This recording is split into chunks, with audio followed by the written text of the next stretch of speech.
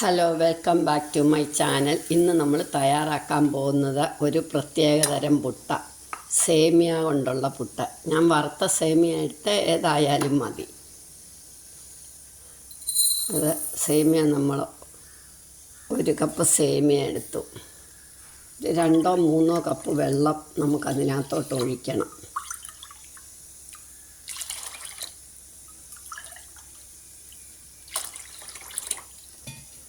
ഇത് ഇനി ഒരു 10-15 മിനിറ്റ് നമ്മളൊന്ന് കുതിരട്ടെ, അതിന് വേണ്ടി വെക്കുക.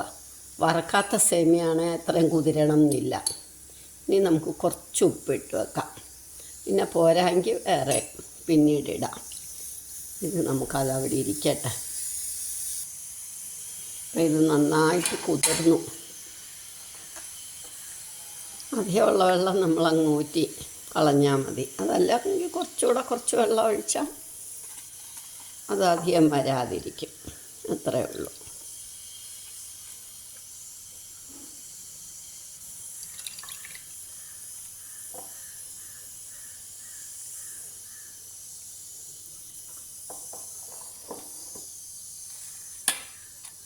അപ്പോൾ ഇത് നന്നായിട്ട് കുതിർന്നു.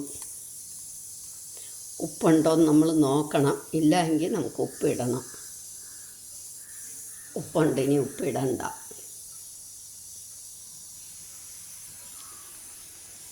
ഇനി സാധാരണ പുട്ട് പോലെ തന്നെ ചിരട്ടപ്പുട്ടായിട്ടും ഉണ്ടാക്കാം. അതല്ലെങ്കിൽ ഇങ്ങനെ. ഇന്ന് ഞാനിങ്ങനെ ഉണ്ടാക്കുന്നത്. മിക്കവാറും ഞാൻ ചിരട്ടപ്പുട്ടാണ് ഉണ്ടാക്കുന്നത്.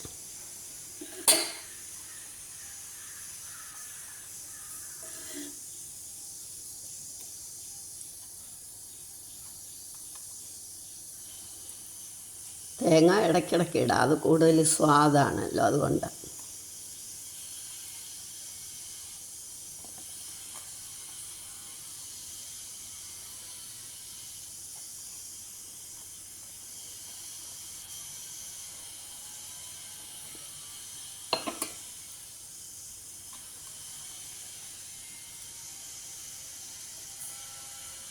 തേങ്ങ ഇടയ്ക്കിടയ്ക്ക് ഇടാം. ഇല്ലെങ്കിൽ പകുതി ഇട്ട് തേങ്ങ ഇട്ട് പിന്നെയും പകുതി. ഞാൻ ഇടയ്ക്കിടയ്ക്ക് ഇടും, കൂടുതൽ ടേസ്റ്റ് ആയതുകൊണ്ട്.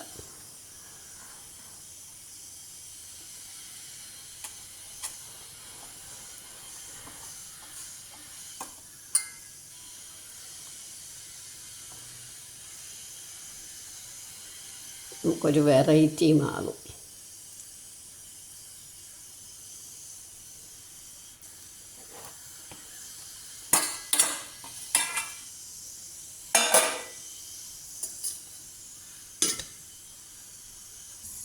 ഇനി ഇത് സാധാരണ പുട്ടിൻ്റെ അത്രയും സമയം, ഇല്ലെങ്കിൽ 5 മിനിറ്റ് കൂടുതൽ ഇരുന്നോട്ടെ, എന്നാലും തെറ്റില്ല.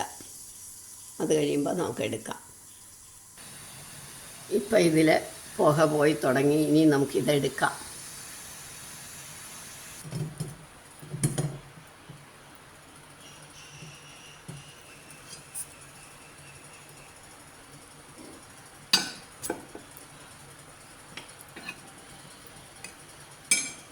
നമ്മുടെ പുട്ട് റെഡിയായി. നിങ്ങളെല്ലാവരും ഇതൊന്ന് ട്രൈ ചെയ്ത് നോക്കണം. തേങ്ങ കൂടുതലും കുറവൊക്കെ ചേർക്കാം, അതൊക്കെ അവരവരുടെ ഇഷ്ടം പോലെ. ഞാനിതിൻ്റെ കൂടെ പയറ് കൂട്ടാനും കൂടെ വെച്ചിരിക്കുന്നത്.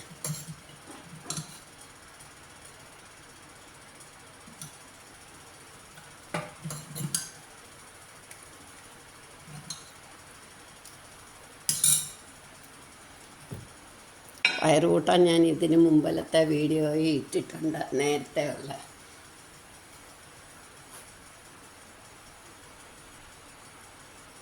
നമ്മുടെ സേമിയ പുട്ടും പയറ് കൂട്ടാനും റെഡിയായി.